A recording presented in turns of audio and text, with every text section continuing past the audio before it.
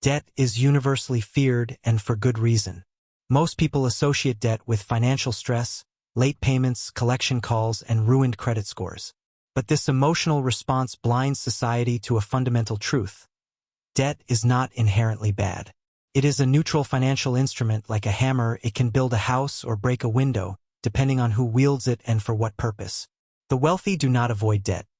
They strategically deploy it to multiply assets, generate cash flow, and accelerate wealth creation. What separates the rich from the average person is not the absence of debt, but the mastery of its application. Debt becomes dangerous only when it is used to finance consumption, cars, vacations, gadgets, or lifestyle inflation. When debt finances appreciating assets or income-generating ventures, it transforms from a liability into a lever. Leverage is the core mechanism behind nearly every major fortune in modern history: real estate empires, tech startups, manufacturing giants, all built using other people's money.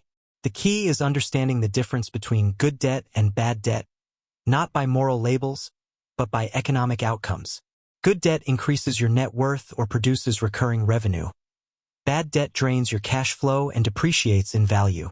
This session is not about encouraging reckless borrowing. It is about dismantling myths and replacing fear with financial literacy. Before you can use debt to get rich, you must first reprogram your brain to see it as a tool, not a trap.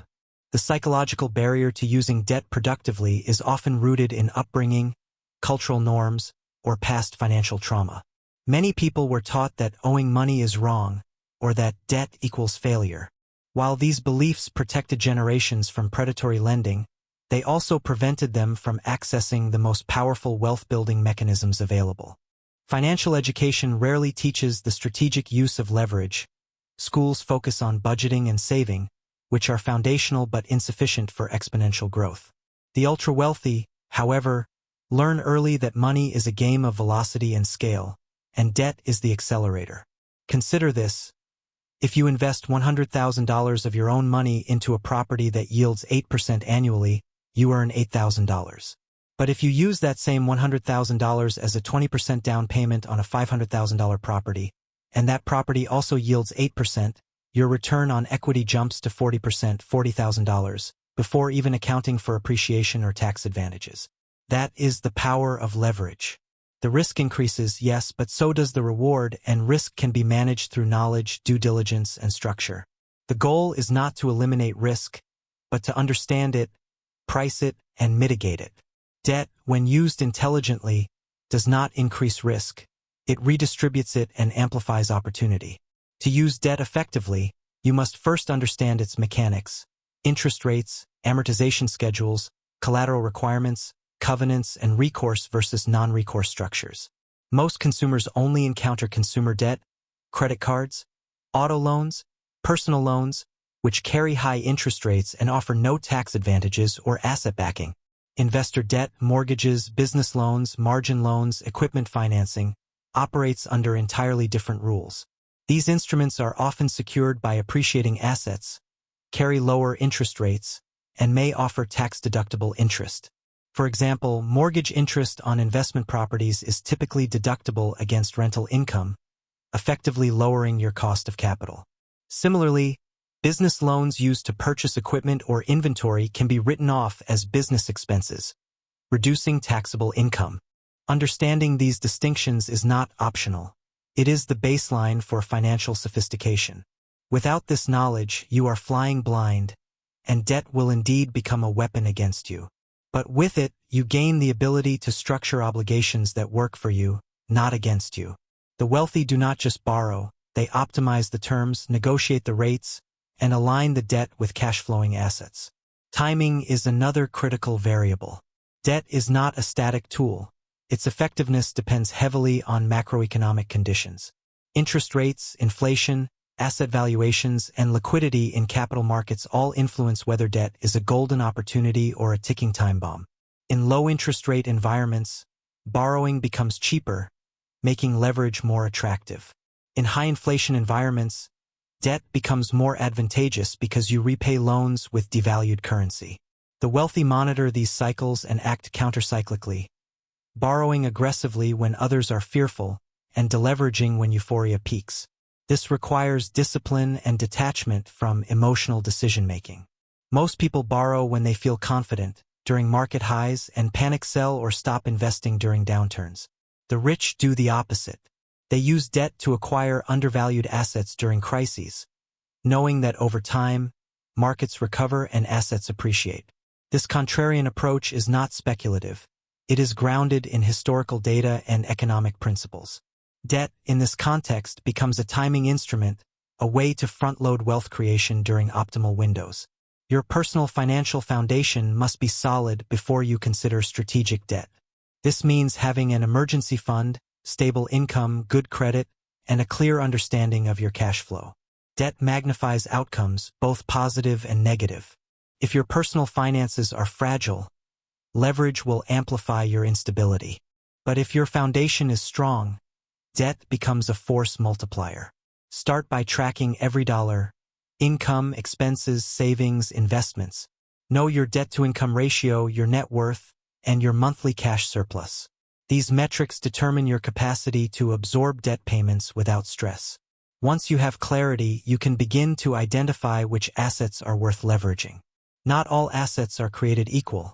Some generate passive income, others appreciate slowly, others are illiquid or volatile. The goal is to match the debt structure to the asset's cash flow profile. A 30-year fixed mortgage on a rental property with consistent tenants is low-risk leverage. A short-term loan on speculative crypto is high-risk leverage. The difference is not the debt. It is the underlying asset and your ability to service the obligation. Tax strategy is inseparable from debt strategy. The United States tax code and most developed economies incentivizes borrowing for investment and business purposes. Interest deductions, depreciation schedules, 1031 exchanges, and pass-through entity structures all exist to encourage capital deployment. The wealthy do not just pay taxes, they engineer their financial lives to minimize tax drag through legal, sophisticated structures. Debt plays a central role in this. For example, by borrowing against depreciated assets instead of selling them, investors can access liquidity without triggering capital gains taxes. This is known as buy, borrow, die, a strategy used by billionaires to defer taxes indefinitely. Even at a middle-class level, using a home equity line of credit to fund investments can be more tax-efficient than liquidating a portfolio.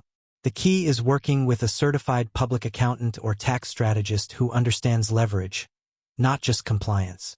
Most accountants are trained to reduce risk and avoid audits, not to optimize wealth. You need a financial partner who thinks like an investor, not just a preparer. Risk management is non-negotiable. Leverage without risk controls is gambling.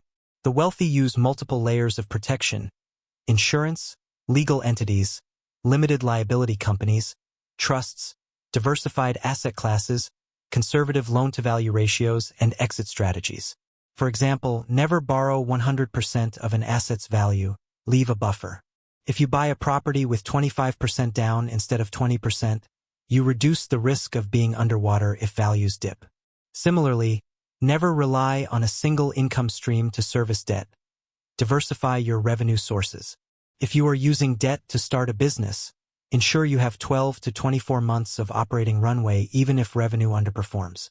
Stress test every scenario. What if interest rates double? What if the asset loses 20% of its value? What if you lose your job? Model worst-case outcomes and structure your debt so you can survive them. This is not pessimism, it is professionalism. The difference between a sophisticated investor and a gambler is preparation. Debt does not cause failure, lack of preparation does. Mindset is the invisible foundation. You must detach emotionally from money and view debt as a mathematical variable, not a moral failing. This requires rewiring years, sometimes decades, of conditioning. Start small. Use a low-interest business loan to purchase income-generating equipment. Use a margin loan to acquire dividend-paying stocks with yields higher than the loan's interest rate. Track the results. Measure the return on investment. Build confidence through evidence, not theory. As you succeed in small, controlled environments, your tolerance for strategic leverage will grow. But never let ego drive your borrowing, let data, cash flow, and asset fundamentals lead. The moment you borrow to keep up or prove something, You have crossed into dangerous territory. Wealth is built in silence, through disciplined systems, not flashy risks. Debt is a magnifying glass. It reveals your financial habits, your knowledge gaps, and your emotional maturity. If you are not ready for that level of exposure, wait. Build your foundation first. There is no rush. The opportunities will still be there when you are prepared. Education never stops. The rules of finance, tax law, lending markets, and asset classes evolve constantly. What worked in 2010 may be obsolete in 2025. The wealthy invest in ongoing education, books, courses, mentors, masterminds, conferences. They study case studies of both successes and failures. They analyze their own deals, what went right, what went wrong, how to improve. They treat financial literacy as a lifelong pursuit, not a one-time certification. If you are serious about using debt to build wealth, commit to learning at least 5 hours per week. Read securities and exchange commission filings, study loan agreements, understand capitalization rates, net operating income, debt service coverage ratio, loan-to-value. These are not buzzwords, they are the vocabulary of leverage. Ignorance is the only true enemy. Knowledge turns debt from a threat into a tactical advantage. The more you know, the more precisely you can deploy capital, and the less you will fear the obligations that come with it. Finally, recognize that debt is not a shortcut, it is a scaling mechanism. It does not replace fundamentals, it amplifies them. You still need to save, invest, add value, and manage risk.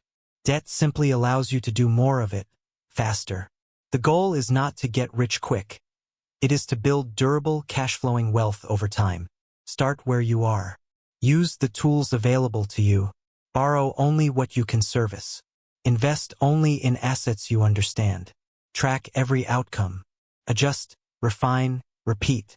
Wealth is not an event, it is a system. And debt, when mastered, is one of the most powerful components of that system. Forget the stigma. Forget the fear. Focus on the math, the strategy, the execution. That is how you use debt not to survive, but to thrive.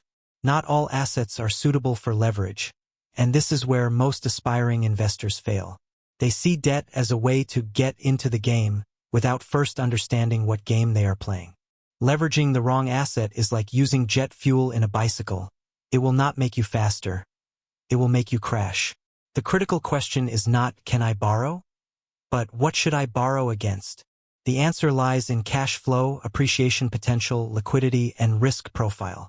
An asset must meet at least 2 of these criteria to be worth leveraging. Ideally 3. Cash-flowing assets, rental properties, dividend stocks, established businesses are the safest candidates because they generate income to service the debt.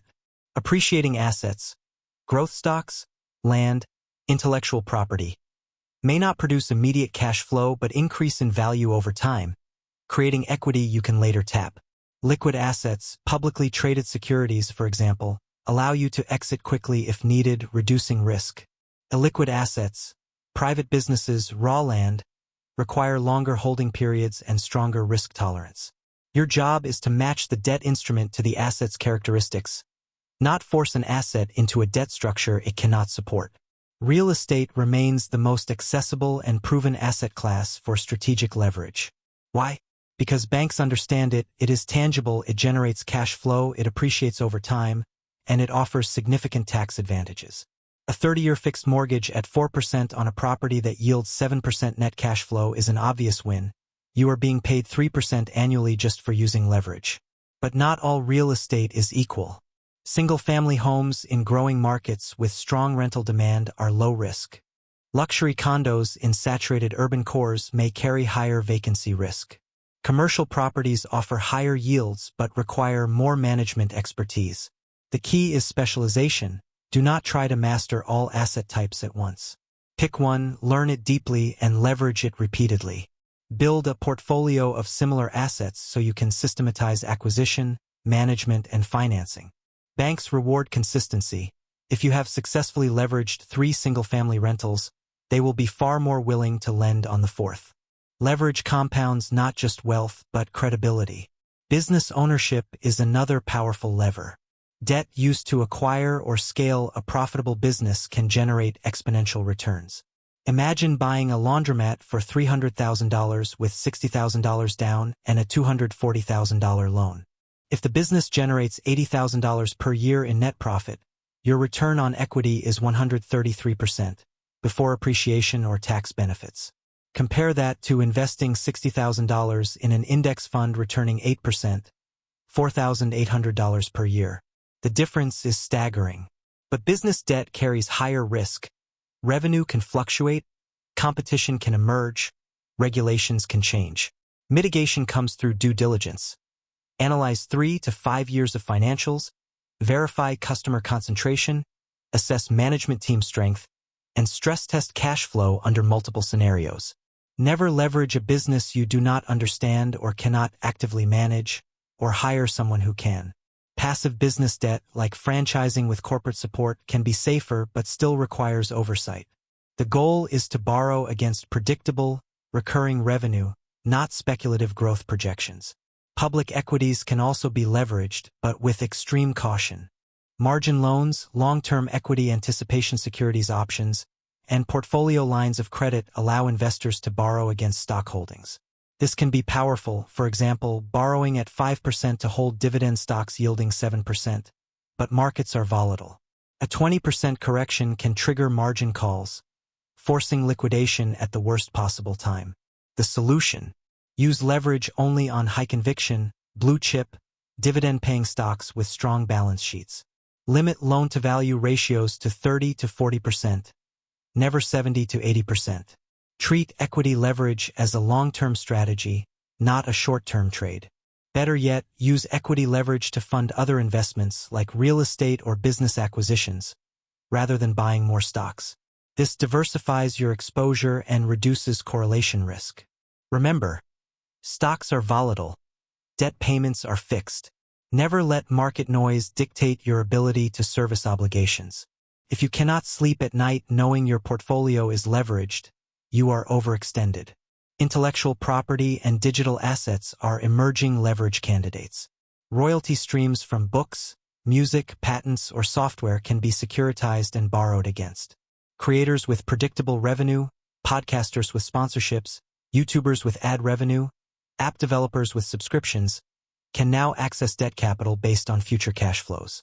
Platforms like Pipe, Capchase, and royalty advance firms offer non-dilutive financing without giving up equity.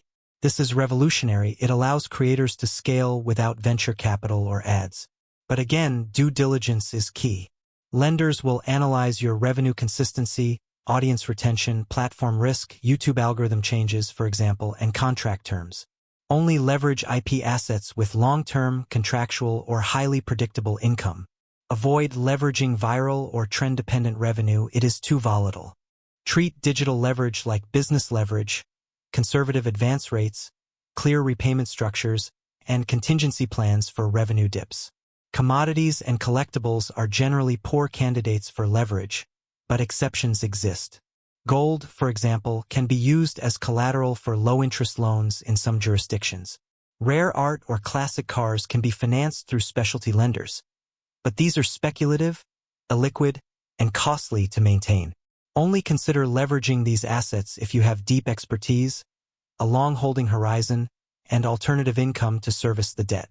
For 99% of people, these are consumption assets, not investment assets, and leveraging consumption is the fastest path to financial ruin. The same applies to cryptocurrency. While some platforms offer crypto-backed loans, the volatility makes them extremely risky.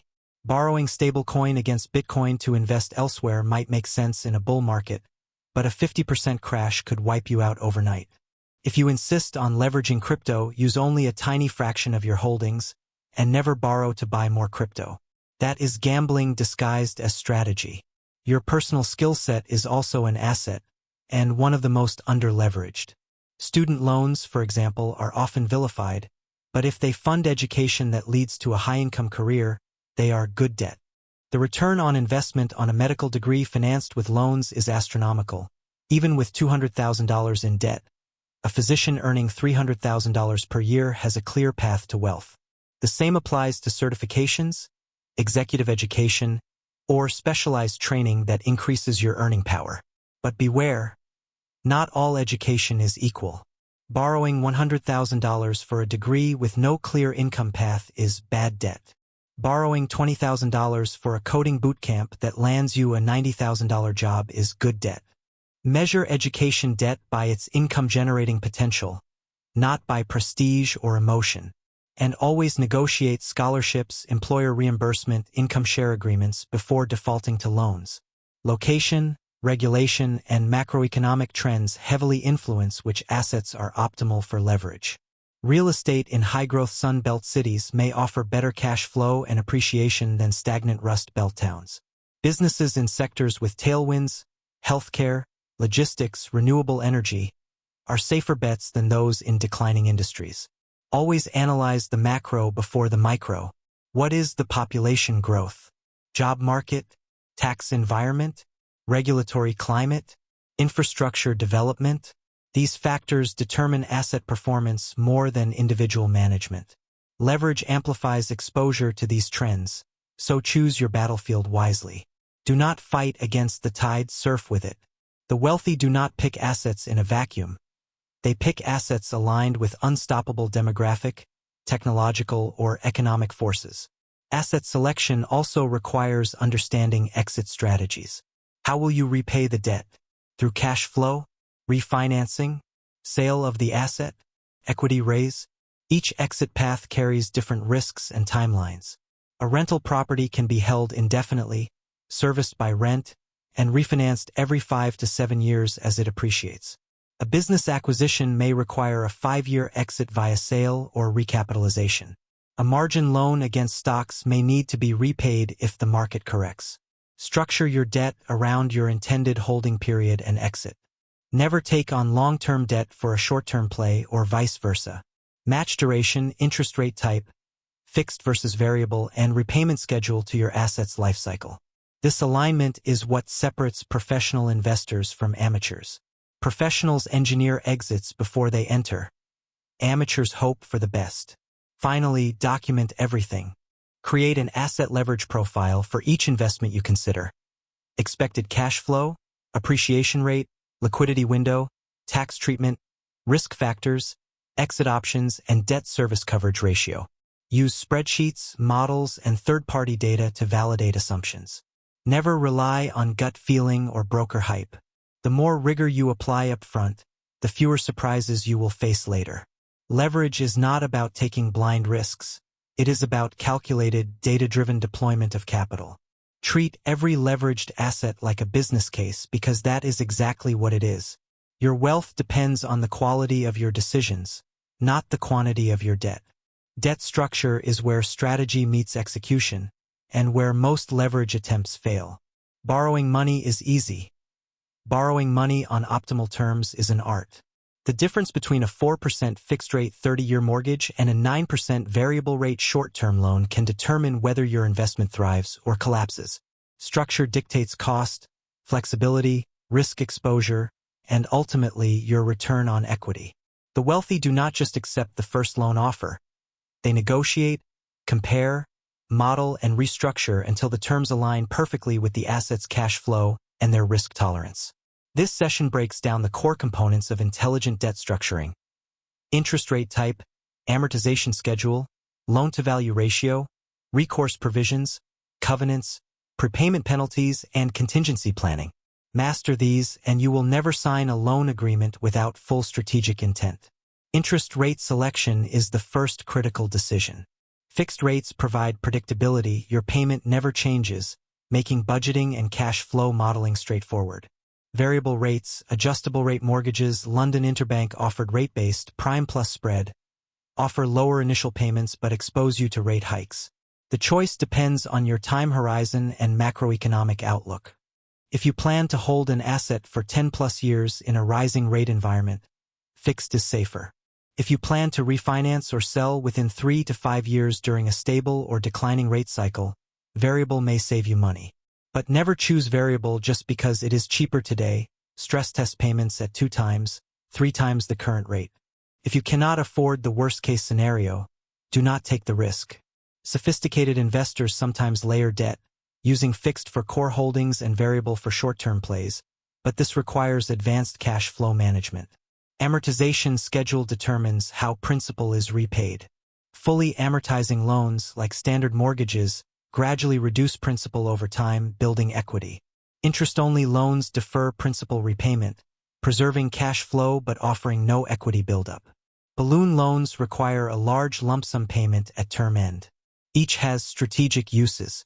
Interest-only is ideal for assets expected to appreciate rapidly or be sold or refinanced soon. You preserve capital for other investments. Fully amortizing is better for long-term holdings where equity buildup is desired. Balloon loans are dangerous unless you have a guaranteed exit, like a signed sale contract or refinance approval. Never assume you will figure it out later. Structure the amortization to match your exit strategy, not your optimism. Loan-to-value ratio is your margin of safety. A 50% loan-to-value means you have borrowed half the asset's value, leaving 50% equity as a buffer against market declines. A 90% loan-to-value leaves almost no room for error. Conservative investors rarely exceed 70 to 75% loan-to-value on income-producing assets. Why? Because if values drop 15%, you are underwater, owing more than the asset is worth. Banks may call the loan or refuse to refinance. At 50% loan-to-value, a 30% market crash still leaves you with positive equity. The lower the loan-to-value, the more negotiating power you have, the better your rates, and the more sleep you will get at night. Do not maximize leverage, optimize it. More debt does not mean more profit. It means more risk. Profit comes from spread, the difference between your cost of capital and your asset's return.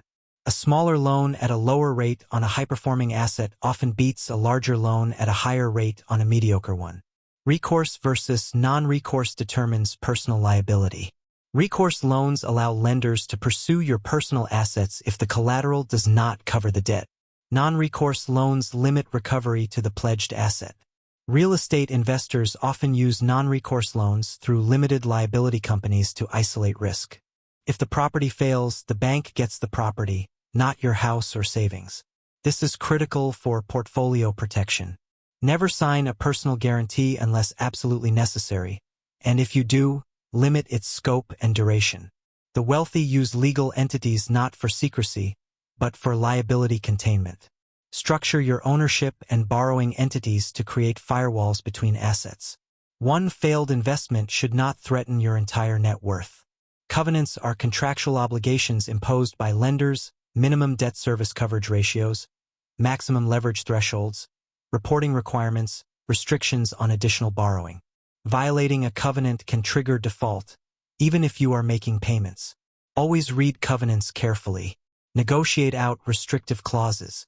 Avoid covenants tied to volatile metrics, like stock prices or short-term revenue. Prefer covenants based on stable, controllable factors like occupancy rates or earnings before interest, taxes, depreciation, and amortization.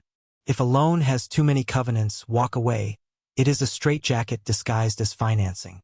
Flexibility is a hidden asset in leverage. The more operational freedom you retain, the better you can adapt to changing conditions.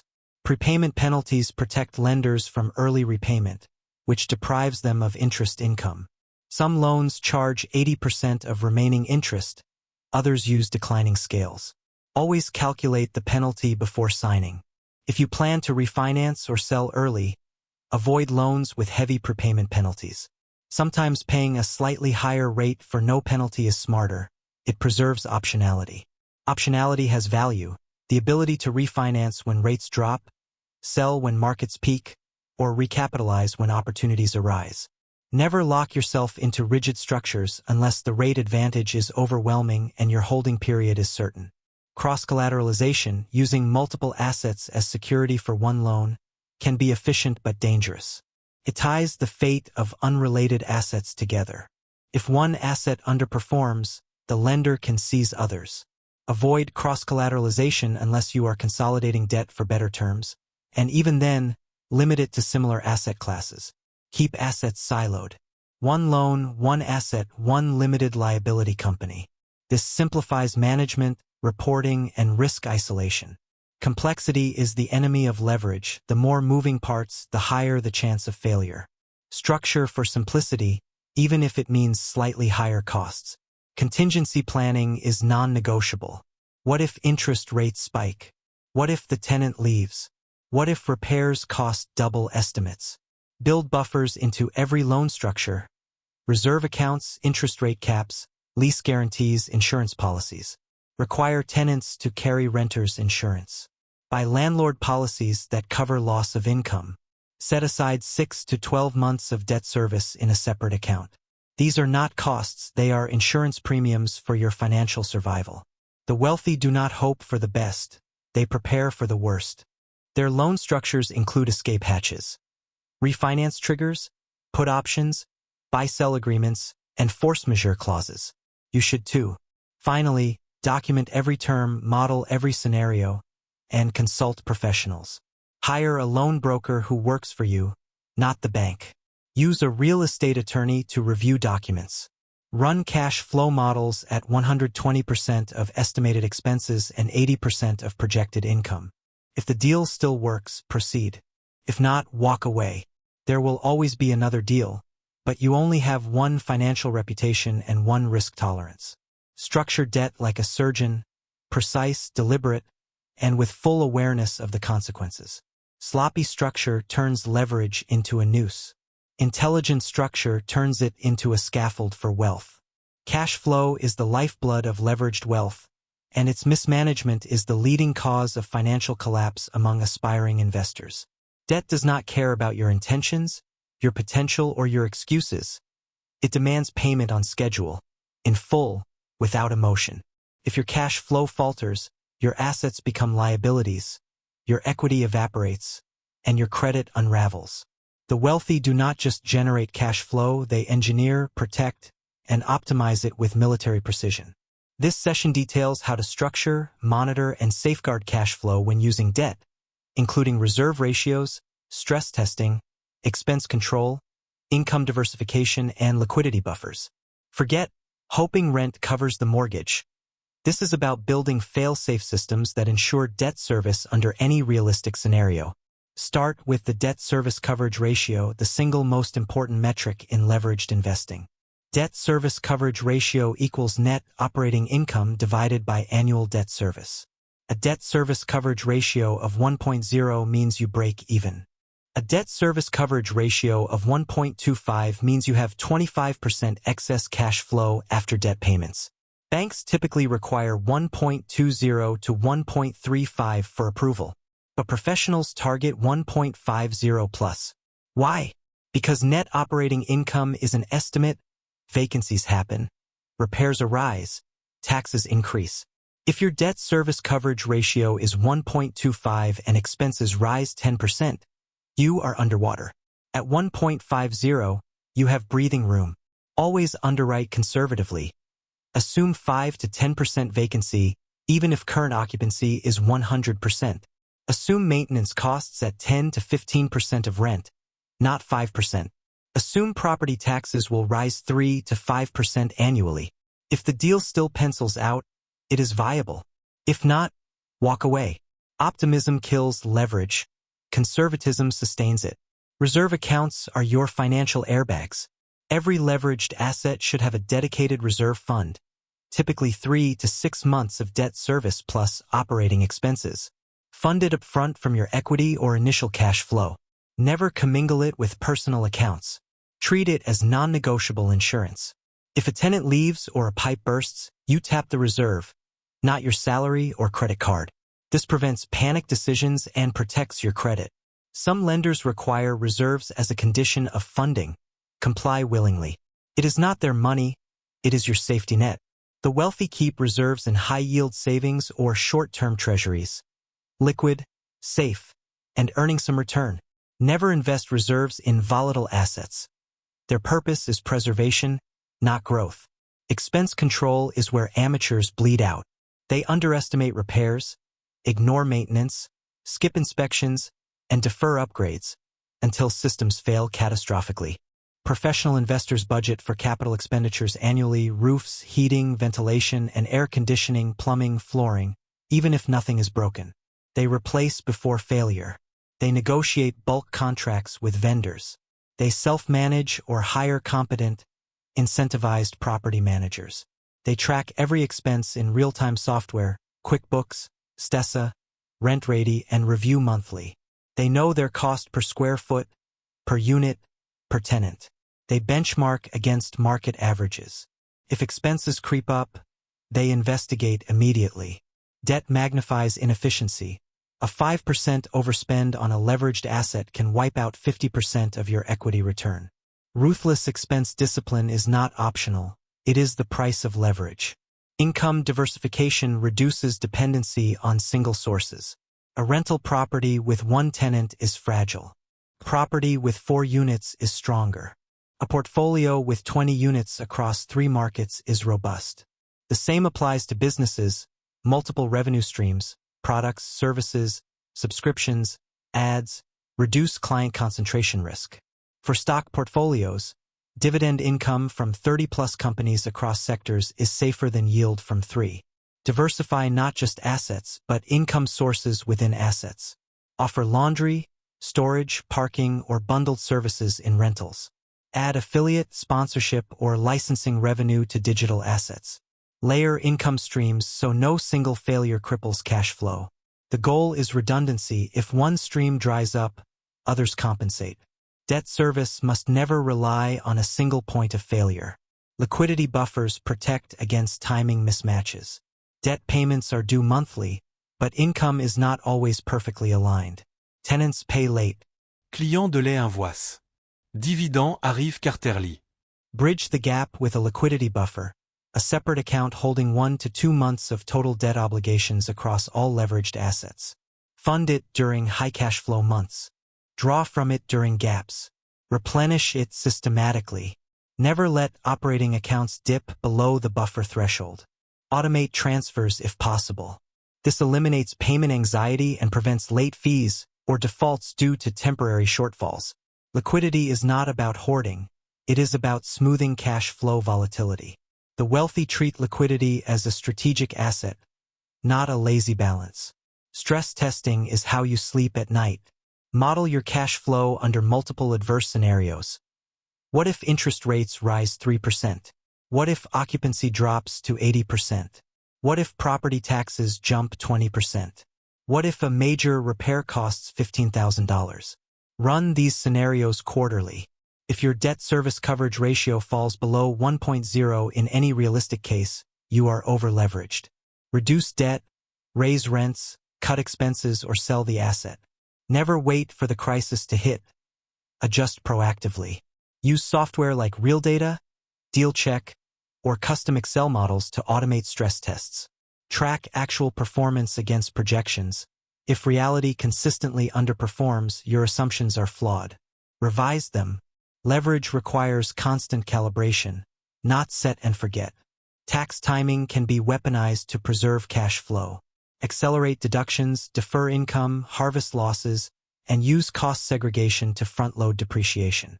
Work with a certified public accountant who understands real estate or business leverage, not just W-2 tax prep. Every dollar saved in taxes is a dollar available for debt service or reinvestment. Structure ownership in pass-through entities, limited liability companies, S-corporations to avoid double taxation. Use retirement accounts, Solo 401k, self-directed individual retirement account, to hold leveraged assets tax-deferred. But never let tax strategy override cash flow reality. Saving $5,000 in taxes means nothing if you default on a $10,000 payment. Taxes are a variable. Cash flow is the constant. Automation is your operational backbone. Automate rent collection, bill payments, reserve funding, and reporting. Use tools like Zelle, Automated Clearinghouse, AutoPay, and accounting integrations to remove human error and delay. Set calendar reminders for insurance renewals, tax deadlines, loan reviews. Systematize everything. The wealthy do not manage cash flow. They engineer systems that manage it for them. This frees mental bandwidth for strategy, not administration. Leverage only scales if the underlying operations are frictionless. Manual processes break under pressure. Automated systems endure. Contingency income sources are your final backstop. Maintain a side hustle, consulting gig, or part-time role that generates $2,000 to $5,000 per month. Even if you do not need it, park it in a separate debt service emergency fund. If all else fails, this income covers payments while you restructure or sell. Never rely on it, but never dismiss it. The difference between bankruptcy and recovery is often 90 days of bridge income. Keep skills sharp, networks active, and resumes updated, not out of fear, but out of prudence. Leverage demands humility. The market does not care how smart you are. Prepare for black swans. Finally, review and adapt, monthly. Cash flow management is not annual or quarterly, it is monthly. Review statements, update models, adjust budgets, replenish reserves. Meet with your accountant, property manager, or business partner. Ask, what broke? What surprised us? What can we improve? Treat every month as a live stress test. The wealthy do not get lucky, they get systematic.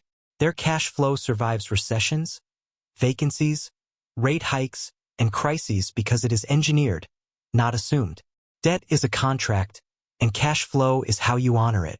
Master this, and leverage becomes your servant, not your master. Tax strategy is not an afterthought. It is a core component of intelligent leverage.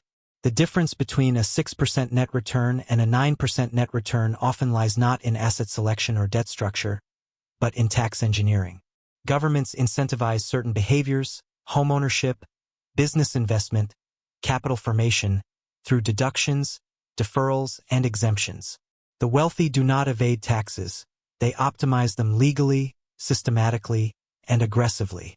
This session details how to align your leveraged investments with the tax code to maximize after-tax returns, including interest deductibility, depreciation acceleration, entity structuring, 1031 exchanges, opportunity zones, and the buy, borrow, die strategy. Ignoring tax efficiency is like racing with the parking brake on. You are working harder for less. Interest deductibility is the most basic and powerful tax advantage of leverage.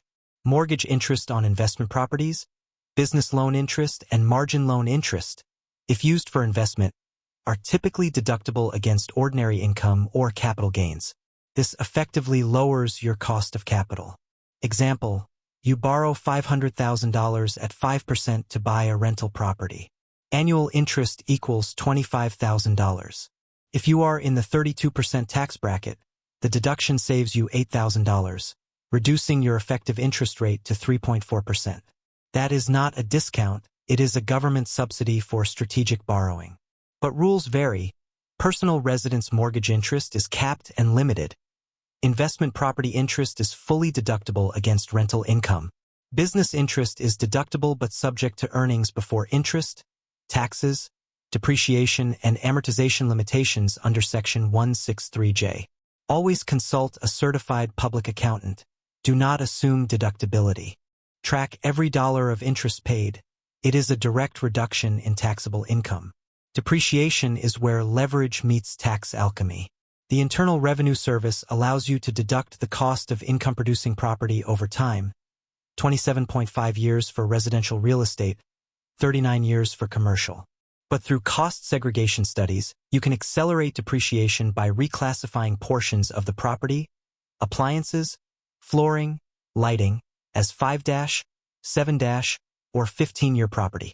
This creates massive paper losses in early years, offsetting rental income, reducing taxable income to zero, or even generating net operating losses you can carry forward.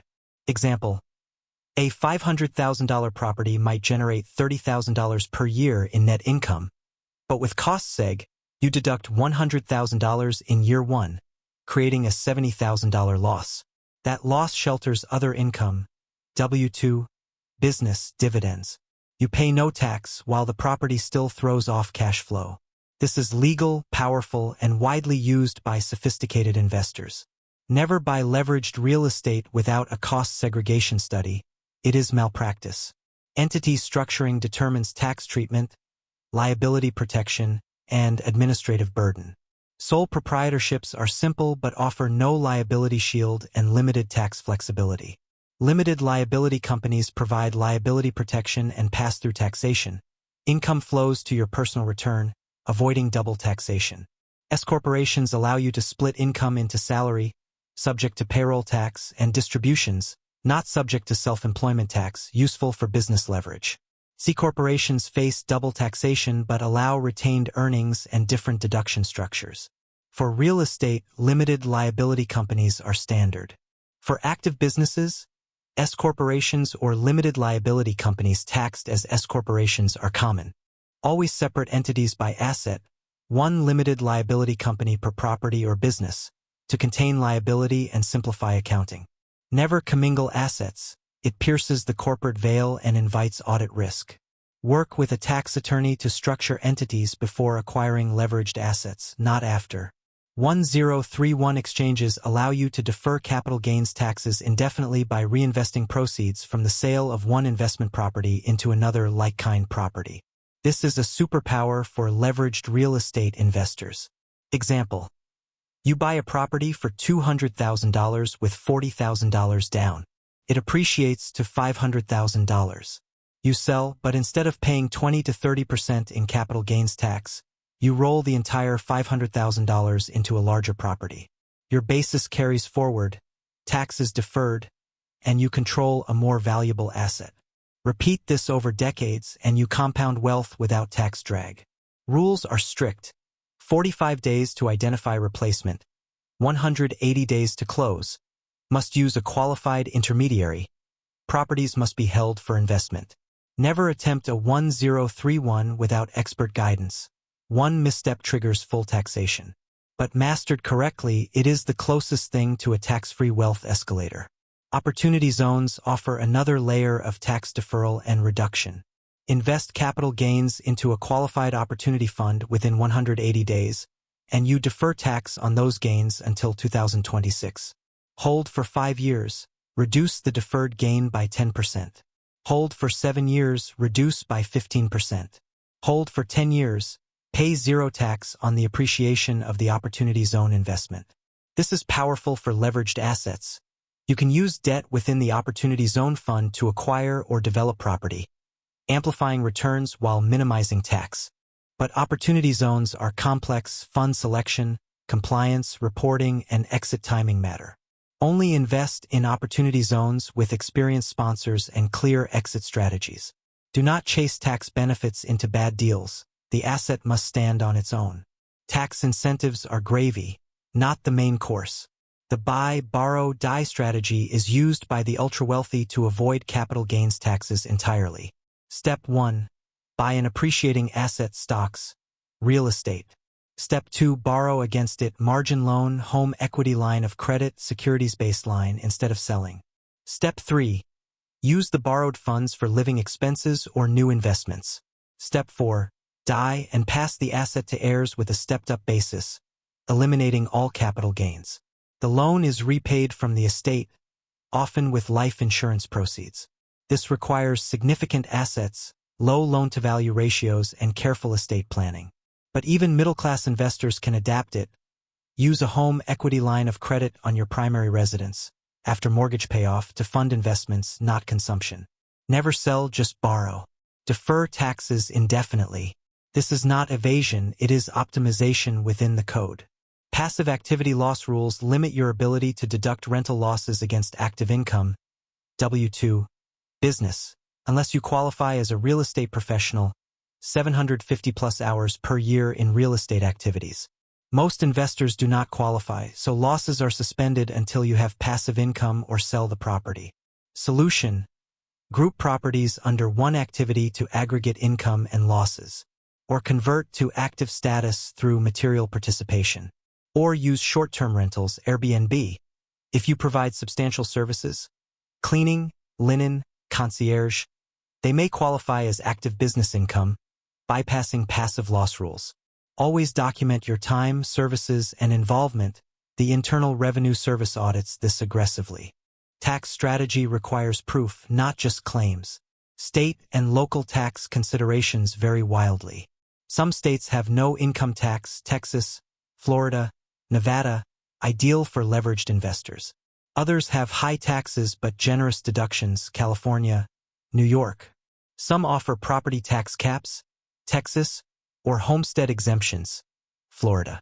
Always factor in state and local tax when choosing where to leverage assets. A 1% difference in property tax can wipe out your cash flow over time. Consider entity domicile, forming limited liability companies in tax-friendly states even if the asset is elsewhere. But beware of nexus rules. Operating in a state may trigger tax obligations regardless of entity location. Consult a multi-state tax specialist if you operate across borders. Tax loss harvesting applies to leveraged portfolios too. If you hold stocks or funds in a taxable account and borrow against them, you can still sell losing positions to offset gains elsewhere, then repurchase similar, not identical, assets to maintain exposure. This resets your cost basis while preserving leverage.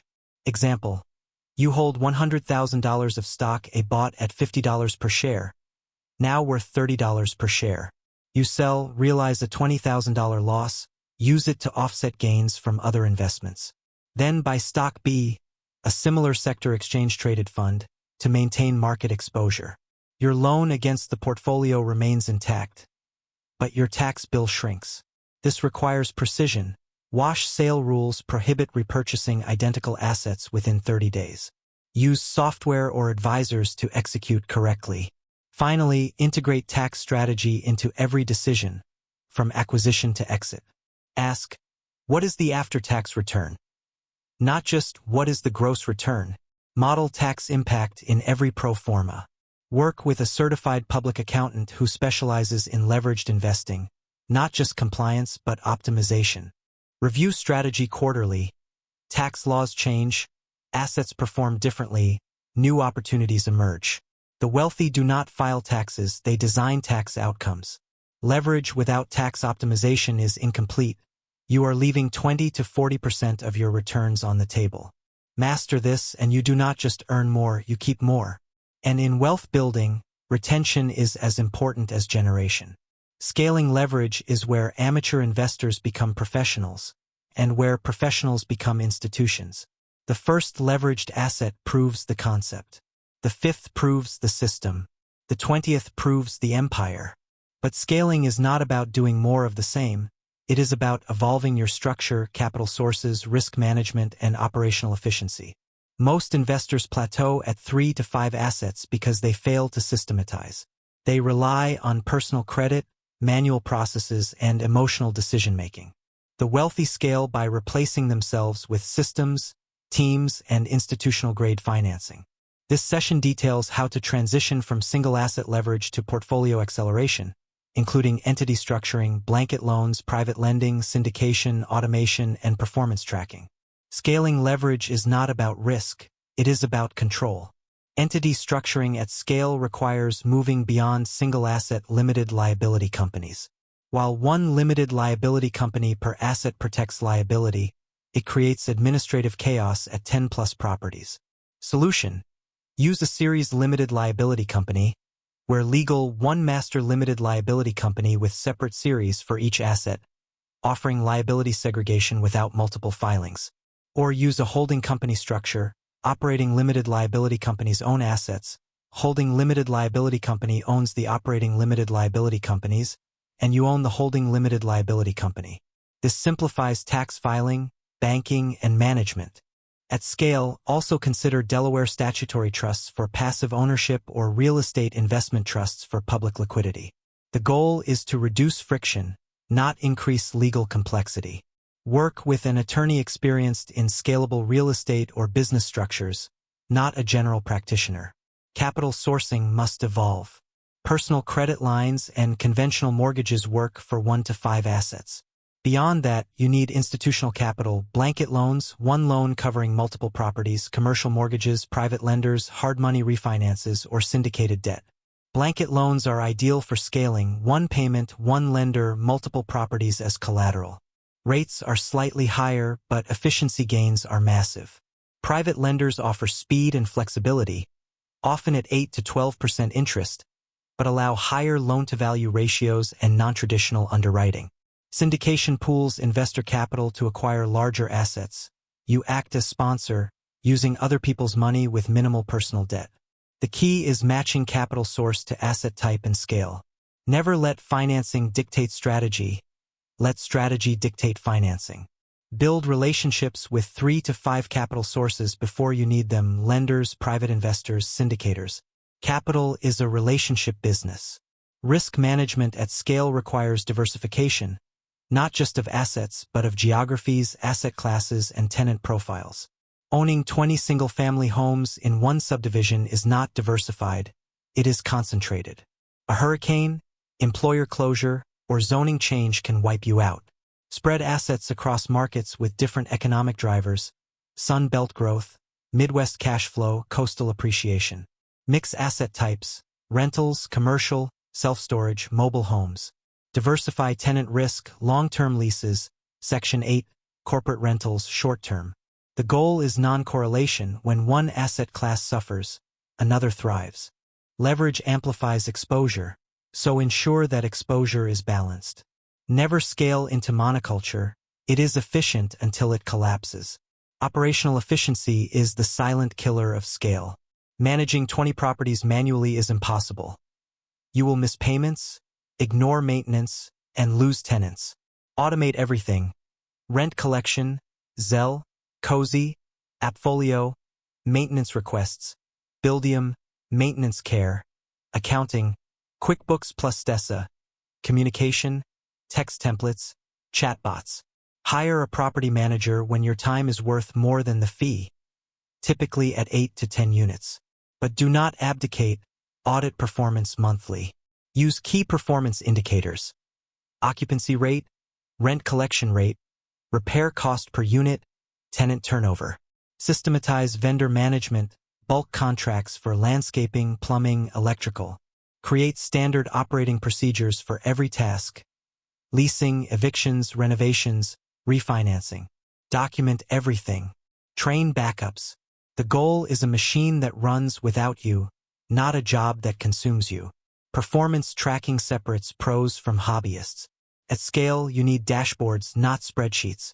Tools like Stessa, RentRady, or custom Power BI dashboards track net operating income, cash flow, debt service coverage ratio, equity buildup, and internal rate of return across all assets in real time. Review weekly, not annually. Compare actual versus pro forma. If variance exceeds 10%, investigate. Identify underperformers, restructure, refinance, or sell. Identify stars, replicate their model. Track lender performance: who funds fastest, who offers best terms, who is most flexible. Track market trends, capitalization rate compression, rent growth, supply pipeline. Data drives scaling decisions, not gut feel. The wealthy do not guess, they measure. And they measure everything. Refinancing is your scaling accelerator. As assets appreciate and pay down debt, pull out equity to acquire more assets without selling. Example: buy property A for $200,000 with $40,000 down. After 3 years, it is worth $300,000 and the loan balance is $150,000. Refinance to 75% loan-to-value equals $225,000. Take out $75,000 cash. Use it as down payment on property B. Repeat. This is the buy, rehab, rent, refinance, repeat strategy, and it is how portfolios scale from 5 to 50 units. But never refinance just to pull cash. Ensure the new loan terms are favorable, lower rate, longer term, no prepayment penalty. And never over-leverage during refinance. Leave 20 to 25% equity as buffer. Refinancing is not free money, it is recycled leverage. Treat it with respect. Syndication allows exponential scaling without personal debt. Raise capital from investors, friends, family, accredited investors to acquire large assets, apartment complexes, mobile home parks, self-storage facilities. You contribute expertise, management, and maybe 10 to 20% of capital.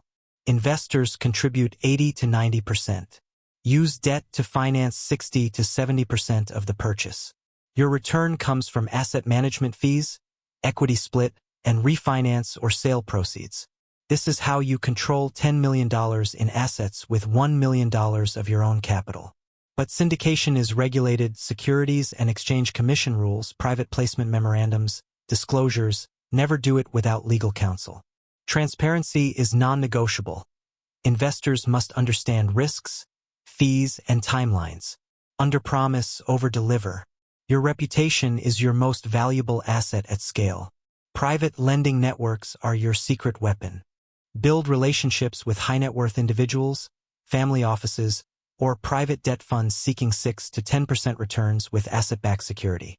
Offer them first-position liens on your properties at 65 to 70% loan-to-value. Structure loans with 3 to 5-year terms, interest-only payments, and balloon maturity.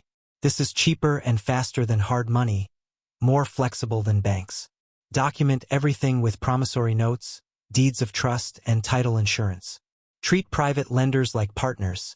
Send quarterly reports, respond promptly, pay on time. One happy private lender refers you to 5 more. This is how you bypass bank bureaucracy and scale on your terms. Exit strategy integration becomes critical at scale. Every new asset must have a predefined exit. Refinance in 5 years, sell in 7, hold forever. Model tax implications, market cycles, and reinvestment options upfront. Never acquire without an exit plan. Liquidity is the oxygen of scaling. Use 1031 exchanges to roll proceeds into larger assets. Use opportunity zones to defer and reduce taxes. Use installment sales to spread tax liability. The goal is perpetual compounding, never triggering large tax events unless strategically necessary. Scaling leverage is not about accumulation, it is about intelligent rotation. Rotate out of slow-growth assets into high-growth ones. Rotate out of high-management assets into passive ones. Rotate out of taxable events into tax-deferred structures. Finally, protect your downside obsessively. At scale, one lawsuit, one market crash, or one bad tenant can unravel years of work. Umbrella insurance, $1 million to $5 million coverage, is mandatory. Title insurance on every acquisition. Limited liability company operating agreements with clear governance. Buy-sell agreements with partners. Force-placed insurance if tenants lapse. Reserve accounts for every asset. The wealthy do not scale recklessly, they scale with armor. Every new asset adds complexity, so add protection proportionally. Never let ego override prudence. Scaling leverage is not a race, it is a marathon with landmines. Walk carefully, document everything, systematize relentlessly, and protect fanatically. That is how empires are built, not with debt, but with disciplined, scalable systems that make debt work for you, not against you. Leverage is a double-edged sword, and most people cut themselves before they learn to wield it. The same tool that builds empires also destroys net worths, marriages, and mental health. Toxic leverage is not caused by debt itself. It is caused by ignorance, ego, impatience, and poor structure. This session dissects the most common leverage failures: over-leveraging, mismatched debt terms, emotional borrowing, ignoring cash flow, neglecting reserves, poor asset selection, tax missteps, operational neglect, and failure to adapt, and provides concrete strategies to avoid them. Survival in leverage is not about brilliance. It is about avoiding fatal errors. The wealthy do not win by being the smartest, they win by not losing. Over-leveraging is the #1 killer. It happens when you maximize loan amounts without regard to cash flow, reserves, or market risk. Example: buying a $500,000 property with 5% down, $25,000, and a 95% loan-to-value loan. If values drop 10%, you are underwater. If rents dip 5%, you cannot cover payments. If repairs cost $10,000, you have no buffer. Over-leveraging turns volatility into catastrophe. Solution: never exceed 70 to 75% loan-to-value on income-producing assets. Leave 25 to 30% equity as shock absorber. Calculate debt service coverage ratio at 1.50 plus, not 1.0. If the deal only works at 90% loan-to-value, it is not a deal, it is a gamble. Walk away. There will always be another opportunity, but you only have one financial reputation and one risk tolerance. Protect them fiercely. Mismatched debt terms destroy even good assets. Short-term debt on long-term holds. Variable rates in rising markets. Balloon payments without refinance options. Interest-only loans without equity buildup. These mismatches create timing bombs. Example: a 5-year adjustable rate mortgage on a 20-year hold. When rates reset, payments double. or a 3-year balloon loan on a property that takes 5 years to stabilize, you are forced to sell at the worst time. Solution: match debt duration to asset life cycle. Use fixed rates for core holdings. Use interest only if you have a defined exit, refinance, sale within the term. Avoid balloons unless you have signed refinance commitments. Read every clause, especially reset triggers, prepayment penalties, and default provisions. Never sign a loan without modeling worst-case scenarios. If you cannot explain the terms to a 10-year-old, do not sign. Emotional borrowing is leverage's silent assassin. Borrowing to keep up with friends. Borrowing because everyone's doing it. Borrowing to prove you are successful. Borrowing out of fear of missing out during market peaks. These decisions are not investments, they are psychological compensation. And they fail spectacularly. Solution: borrow only against written criteria. Debt service coverage ratio greater than 1.5. Loan-to-value less than 70%. Cash reserve greater than 6 months. Exit strategy documented.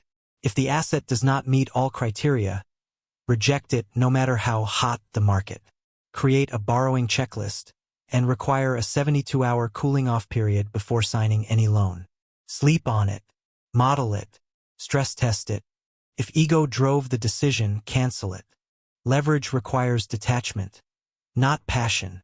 The market does not care about your feelings. It only cares about your payments. Ignoring cash flow is amateur hour. Assuming 100% occupancy. Underestimating repairs. Overestimating rent growth. Ignoring property tax hikes. These assumptions turn pro formas into fantasies. Example: projecting $2,000 per month rent when the market supports $1,700. Or budgeting $100 per month for maintenance when reality is $300. Small errors compound. A $300 per month shortfall on a leveraged property can wipe out your equity in 12 months. Solution: underwrite conservatively. Use trailing 12-month actuals, not pro formas. Add 10% vacancy even if current occupancy is 100%.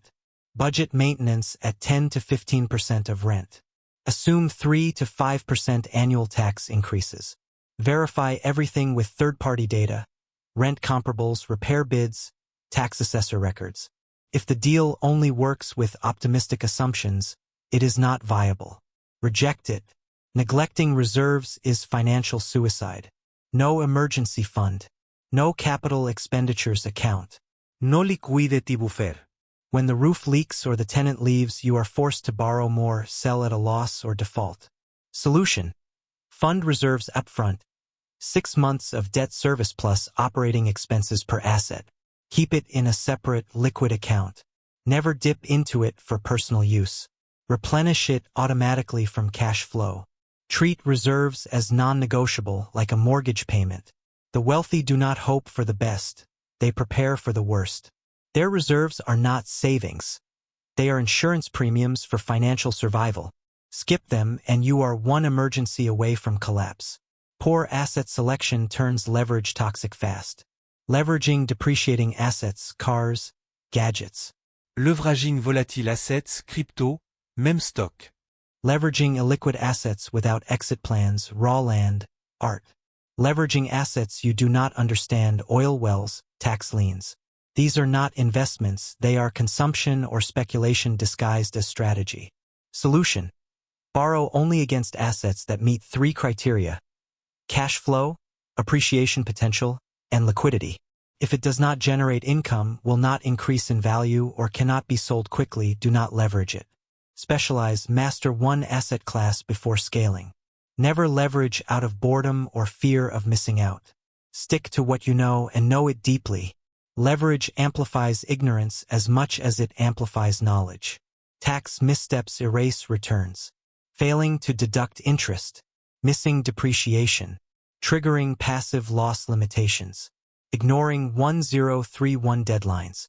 Misclassifying income.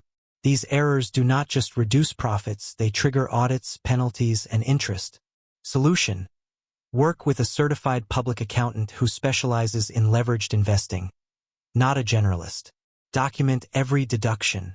File extensions if needed, never rush. Use software to track basis, depreciation, and carryforwards.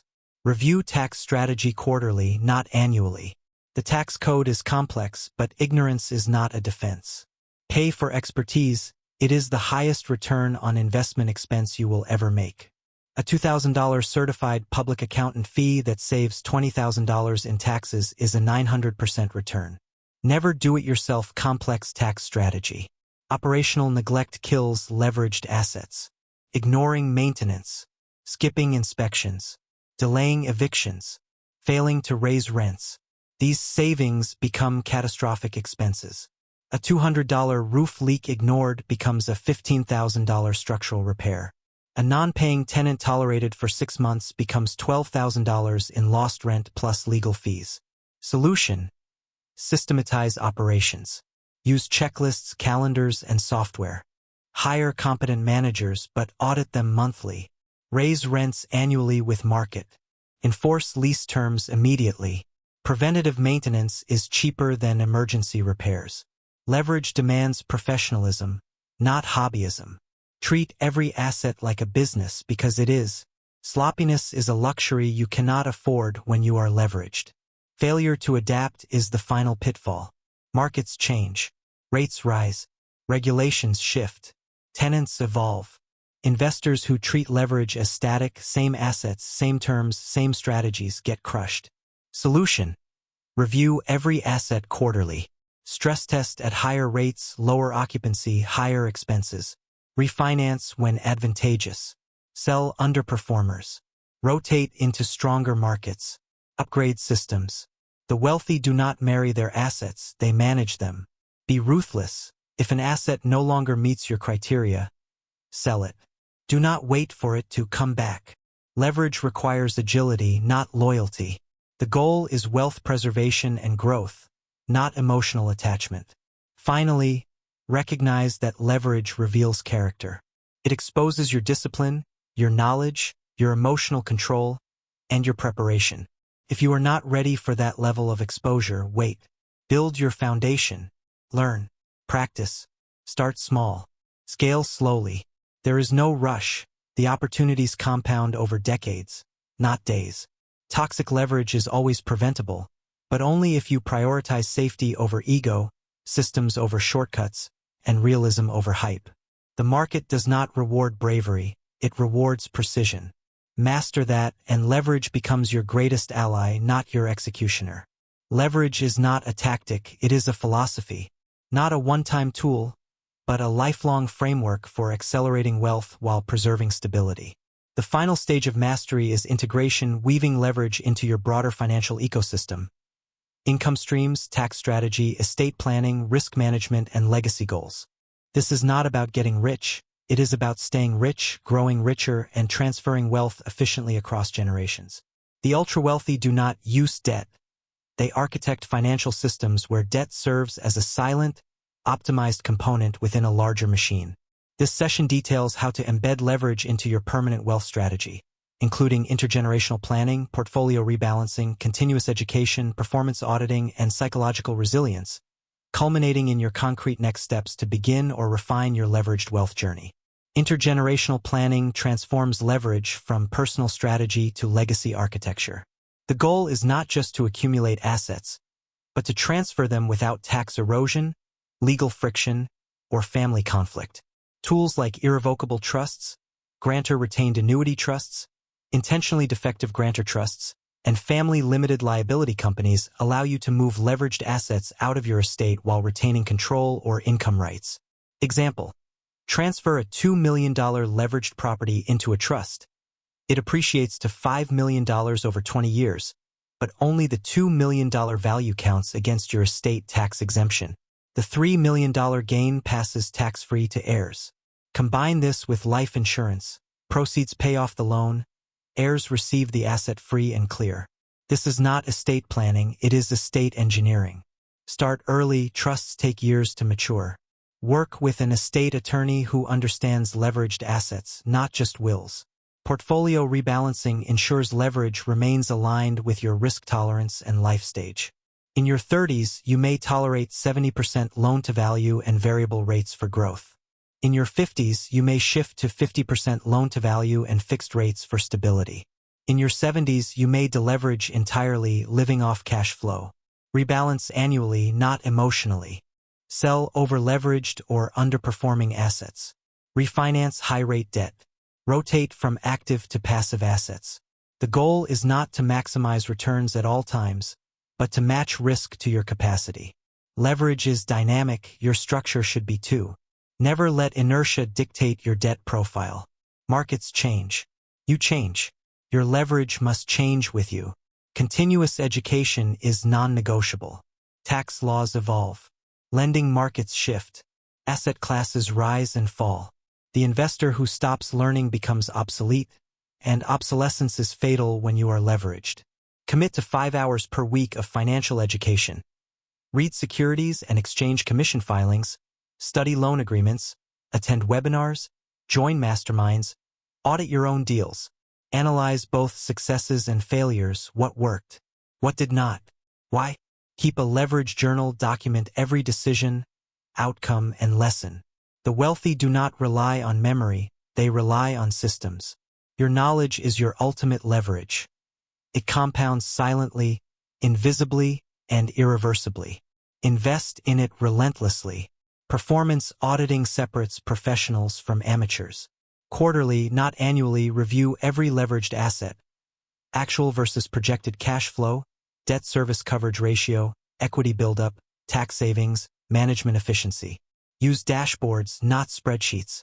Benchmark against market indices, peer groups, and your own historical performance.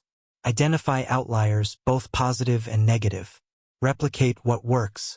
Fix or exit what does not. Audit your lenders, who performed, who delayed, who offered best terms. Build a preferred lender list.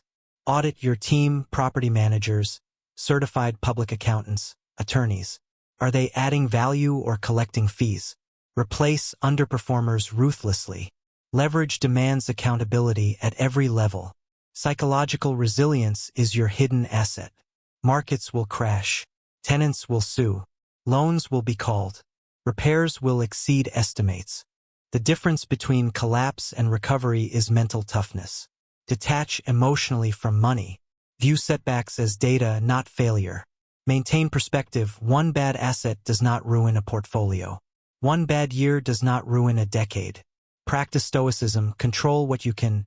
Due diligence, structure, reserves. Accept what you cannot. Market cycles, interest rates. The wealthy do not panic, they pivot. They do not complain, they adjust. Build mental resilience through routines. Meditation, exercise, journaling, peer support. Leverage is stressful, but stress is manageable with discipline. Never let emotion override your systems. Exit strategy evolution ensures you never become trapped. Every asset must have a predefined exit, but that exit must adapt. A property bought to flip may become a rental if markets shift. A business acquired for cash flow may become a platform for acquisition if synergies emerge. Stay flexible but never exitless. Model multiple exit paths. Refinance, sell 1031, opportunity zone, installment sale, gifting. Know the tax implications of each. Time exits to market cycles, not personal convenience. The goal is not to hold forever, but to hold until optimal. Leverage gives you optionality, use it. Never let an asset become an anchor. Legacy alignment ensures your leverage serves your values, not just your net worth. Are you building wealth to fund philanthropy? Enable family entrepreneurship? Create generational security? Your debt structure should reflect that. Use donor-advised funds, charitable remainder trusts, or family foundations to integrate leverage with purpose. Example: borrow against appreciated stock to fund a foundation. You get liquidity, avoid capital gains, and support causes you care about. Wealth without purpose is hollow. Leverage without alignment is noise. Define your why, then engineer your how to serve it. Contingency protocol is your final safeguard. Document a black book, step-by-step instructions for your spouse, executor, or successor if you become incapacitated. Loan details, passwords, contacts, reserve locations, entity structures, tax strategies. Update it quarterly. Store it securely but accessibly. Train a backup, someone who understands your system. The goal is continuity, not chaos. Leverage is complex. Your absence should not trigger collapse. The wealthy do not just build wealth, they build systems that survive them. Do the same. Your personal leverage manifesto is your compass. Write it down. I will only borrow against assets that cash flow, appreciate, and can be sold. I will never exceed 70% loan to value. I will maintain 6 months of reserves per asset. I will stress test every deal. I will review quarterly. I will walk away from ego-driven opportunities. Sign it, date it, post it where you will see it daily. This is not a goal, it is a covenant. Break it and you break your wealth. Honor it and you build an empire. If this deep dive into strategic leverage resonated with you, do not let it end here. Knowledge without action is entertainment. Wealth without execution is fantasy. Step 1. Like this video, it helps the algorithm show this to others who need it. Step 2. Subscribe and hit the bell. We drop advanced financial strategy content every week. No fluff, no hype, just systems that work. Step 3. Comment leverage below. Tell me, what is the first leveraged asset you will acquire or optimize after watching this? I read every comment and reply to as many as I can. Step 4. Download our free leverage checklist. Link in description. 10-point audit to ensure your next debt move is strategic, not suicidal. Step 5. Share this with one person who is stuck in the debt is evil mindset. This could change their financial trajectory. You now have the blueprint, the math, the structure, the pitfalls, the psychology. The only question left is, what will you build with it? Start small. Stay disciplined. Scale smart. Your leveraged future starts now.